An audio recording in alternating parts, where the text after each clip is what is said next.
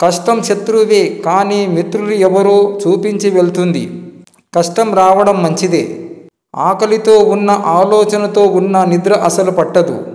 మాటలు అనేవి తాళం చెవి లాంటివి. మీరు సరైన వాటిని ఎన్నుకుంటే అవి ఎటువంటి కఠిన హృదయాన్ని అయినా గెలవగలవు, ఎటువంటి నోరును అయినా మోయించగలదు. ధనం ఎక్కువగా ఉన్నప్పుడు ఖర్చు చేసే గుణం తగ్గించుకో. కోపం ఎక్కువగా ఉన్నప్పుడు మాటలను అదుపు చేసుకునే గుణాన్ని అలవర్చుకో.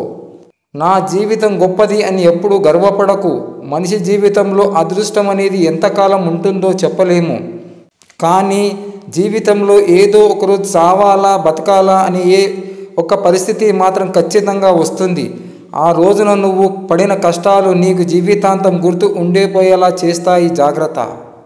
కొంతమందికి మనం ఎంత చేసినా కనబడనప్పుడు చేయడం వల్ల ఏం లాభం ఉండదు. చేయకుండా ఉండటం మంచిది. బాధను ఇచ్చే బంధాన్ని కాదు, బలాన్ని ఇచ్చే బంధాన్ని ప్రేమించు. తెగిపోయిన దారానికి ఎన్ని ముడులు వేసినా అది ముడిలాగే ఉంటుంది, మునపటిలా అనిపించదు. అందుకే తెంపుకునే ముందే ఆలోచించాలి. ఆ దారమైన బంధమైన.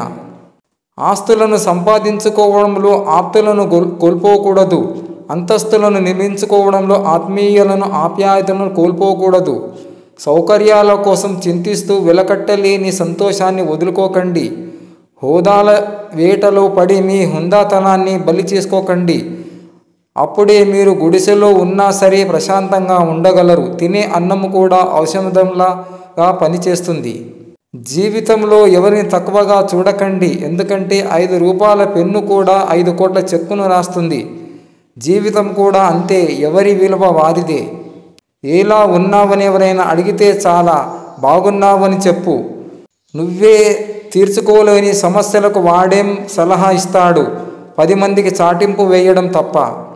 పేదవారికి 50 రూపాయల బియ్యం రూపాయికి ఇవ్వడం గొప్ప కాదు. పేదవారిని 50 రూపాయల బియ్యం కొనుక్కునే స్థాయికి తీసుకురావడం గొప్ప. ఉచితం వద్దు, ఉపాధి ముద్దు. పలకరింపులు లేకపోతే ఎంతటి గొప్ప బంధమైనా క్రమంగా దూరమవుతుంది. మనకు 2 రకాల విద్య అవసరం. ఒకటి జీవనోపాధి ఎలా కల్పించుకోవాలో నేర్పేది, రెండవది ఎలా జీవించాలో నేర్పేది. ఏమీ లేకుండా పుట్టి అన్నీ కావాలని పరిగెత్తి ఏది శాశ్వతం కాదని తెలిసి ప్రాణం కూడా సొంతం కాదని అర్థమై ఏదో ఒకరోజు ప్రపంచాన్ని వదిలి దూరమవ్వడమే జీవితం. మన వాకిట నిలిచిన మంచివారిని మహాపురుషులని దర్శించుకుంటే చాలు.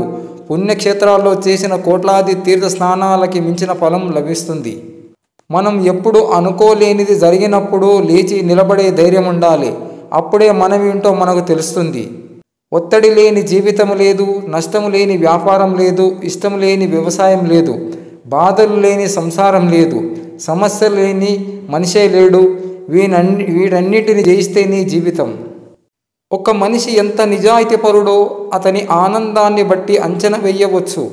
ఎంత సంతోషంగా ఉంటే అంత ఉత్తముడని అర్థం. ఎందుకంటే ఉత్తమంగా జీవించడం అనేది ఆనందానికి పర్యాయపదం.